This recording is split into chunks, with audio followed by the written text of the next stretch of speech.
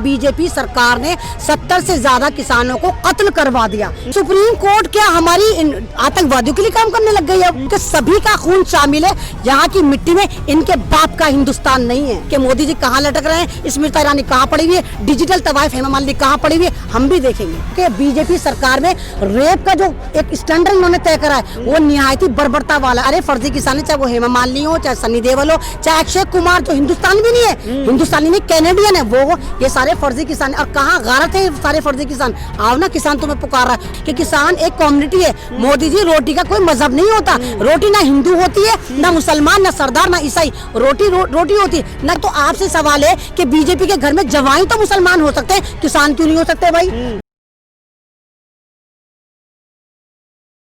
तो किसने कहा कि सरकार तक इनकी आवाज नहीं सुन पा रही? सरकार बहुत अच्छे से सुन रही है, सरकार बहुत अच्छे से सुन रही है, लेकिन सुनना नहीं चाहती, वो पीछे नहीं जाना चाहती। क्योंकि भारत में सिर्फ एक जमीन बची है जो सोने का अंडा है, जो किसानों के पास है। और भारत का अन्नदाता भारत की इकोनॉमी तय करता है। तो ये बिल इसीलिए लेकर आए थे कि किसी भी तरह जमीनें छीनकर अंबानी और अदानी को दे दें। और अंबानी अदानी ऑलरेडी सन 2016-17 में अपनी एग्रो कंपनियां बना चुके। दोनों के पास 40 कंपनियां हैं जो मोदी सरकार की संरक्षण में बनी है। और एक कंपनी की कॉस्ट 500 करोड़ आई है। तो ये बिल तो सन 2016-17 में इन्होंने बनाना शुरू कर दिया था, थोपा अब है। तो मोदी सरकार ये सोच रही थी जैसे 370 करी, भारत चुप रहा, 3 तलाक लेकर आया, भारत चुप रहा, एनआरसी लेकर आए, कुछ नहीं हुआ, जीएसटी लेकर आए, सब कुछ नहीं हुआ। तो मोदी जी, भारत का जो किसान है वो 1-2 नहीं है, वो 95 करोड़ किसान है। भारत कृषि प्रधान देश है। अगर आप किसानों के ऊपर हमला करोगे तो पूरा भारत बिलबिला के सड़कों पर आएगा, और आ चुका है। महिला शक्ति की तो जय है और भारत माता की जय आती है, भारत पिता की जय नहीं आती। यानी भारत में भी माता लगा हुआ है, तो माँ की शक्ति की जानते नहीं है। तो सारी की सारी चंडी दुर्गा औरत ही हुए, मर्द नहीं हुए। तो अभी इन्हें पता ही नहीं कि औरत की शक्ति क्या है। और सारे हाँ, महिला शक्ति। और जितने के सारे इब्लीस बैठे हुए हैं, यजीदी बैठे हुए, हिटलर बैठे हुए, ये भी अपनी माँ के कोख से पैदा हुए हैं। या तो ये कहते हैं कि औरतों से पैदा नहीं, गुफाओं की औलाद है, हमें भी सुकून है। तो ये भी माओ से पैदा हुए हैं। तो माओ की इतनी बेइज्जती नहीं कर सकते आप। और अगर यहाँ पर औरत आ गई, बच्चा आ गया, अरे अगर मैं आ रही, मेरा शौहर आ रहा है, मेरे बच्चे क्या कहीं रख कर आऊंगी, वो भी यहाँ पर आएंगे। और भारत पूरा कृषि प्रधान देश है, मैं बार बार कह रही हूँ। तो अगर किसान को आप परेशान करेंगे तो किसान सड़कों पर आएगा। और ये लड़ाई ना सत्ता की है, ना सीट की है, ना पार्टी की। मोदी जी, ये लड़ाई रोटी की है, रोटी बचाने की लड़ाई है, जमीन बचाने की लड़ाई है। तो भारत का किसान समझाना चाहता है कि भारतीयों, अगर तुम अब भी ना जागे तो वो दिन दूर नहीं, अंबानी अदानी हमारे भारत की सड़कें, हमारी भारत की जमीनें स्विट्जरलैंड को बेच रहे होंगे, अमेरिका को बेच रहे होंगे, कनाडा को बेच रहे होंगे। तो ये जमीन को बचाने के लिए किसान आया है भाई। अगर आप देखें 370 का मामला कश्मीर से था, जो कश्मीरी नहीं समझ पाए। फिर ये जीएसटी लेकर आए, कहते बावले हैं, व्यापारी बिजनेस में नहीं समझ पाए। 3 तलाक मुसलमान नहीं समझ पाया, एनआरसी पूरा भारत नहीं समझ पाया। अब ये जीएसटी ये लेकर आए, ये जो 3 कृषि कानून लेकर आए, ये कह रहे किसान नहीं लेकर समझ पा रहा। तो एक तो इनसे सवाल ये बनता है कि मोदी जी, पहले तो आप ये बताओ, ये बिल बैठ के तुम बनाते कौन सा गृह, उस गृह का नाम बताओ कि हमारे गृह पे बैठ के बनाओ, हम ही नहीं समझ पा रहे, है ना। और दूसरी बात ये, जैसे कह रहे वापस नहीं लेंगे, तो पहले जो हमला करते ना, स्टेप बाय स्टेप करते थे। कभी मुसलमानों को टारगेट करा, कभी कश्मीरियों को टारगेट करा, कभी दलितों को टारगेट करा। इस बार मोदी जी ने किसानों को टारगेट करा। और मोदी जी ने समझा था कि किसान एक कम्युनिटी है। मोदी जी, रोटी का कोई मजहब नहीं होता, रोटी ना हिंदू होती है, ना मुसलमान, ना सरदार, ना ईसाई, रोटी होती है। ना किसान का कोई मजहब होता। ये थोड़ी कि किसान जो होता है वो मुसलमान नहीं हो सकता। और अगर मुसलमान नहीं हो सकता तो आपसे सवाल है कि बीजेपी के घर में जवाई तो मुसलमान हो सकते हैं, किसान क्यों नहीं हो सकते भाई?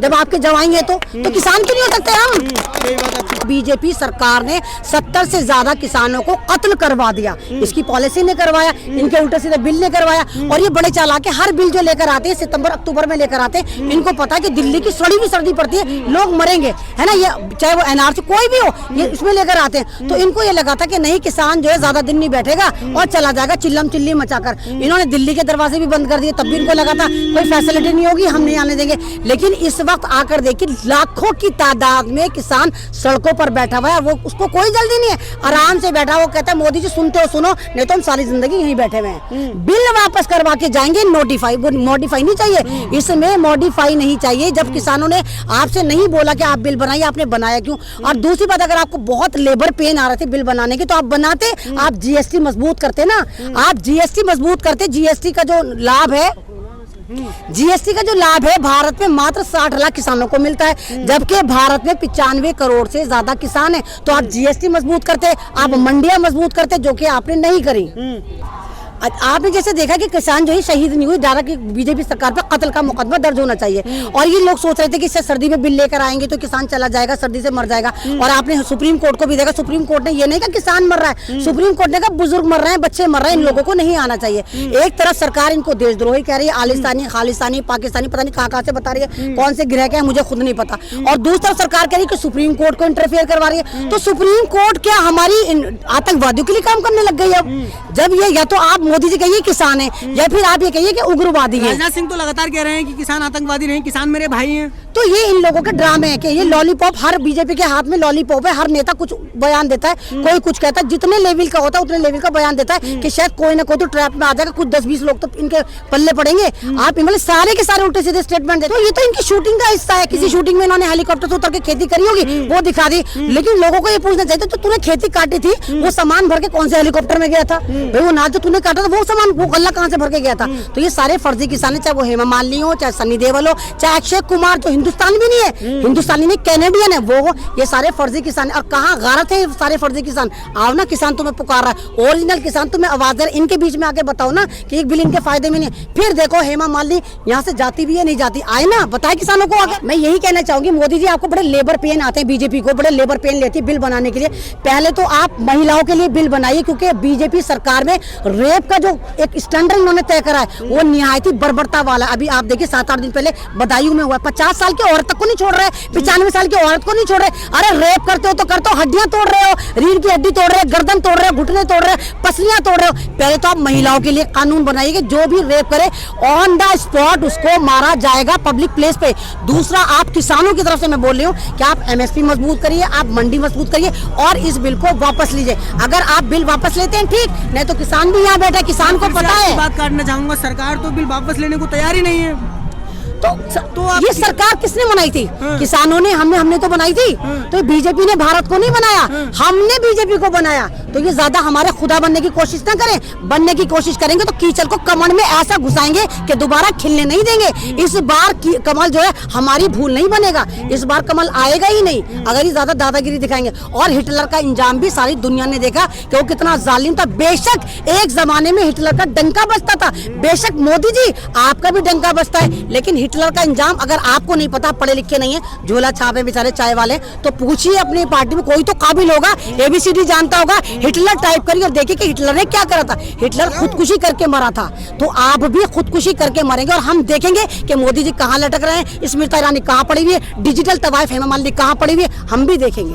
क्या कहेंगे, कानून रद्द या घर वापसी? हम तो घर वापसी नहीं जाएंगे, कानून ही रद्द होगा। हम नहीं जाएंगे क्योंकि हमें पता है, किसानों को पता है पीछे भी मौत है, तो शहीद होके मरेंगे, गुलाम होके नहीं मरेंगे। अपनी भारत की धरती को बचाएंगे इन चोरों के हाथ में से, इन पूंजीपतियों के हाथ में से, क्योंकि भारत किसी की जागीर नहीं, वो हमारा है, क्योंकि सभी का खून शामिल है यहाँ की मिट्टी में, इनके बाप का हिंदुस्तान नहीं है। चैनल को लाइक, शेयर एंड सब्सक्राइब करें और बेल आइकन दबाना ना भूलें।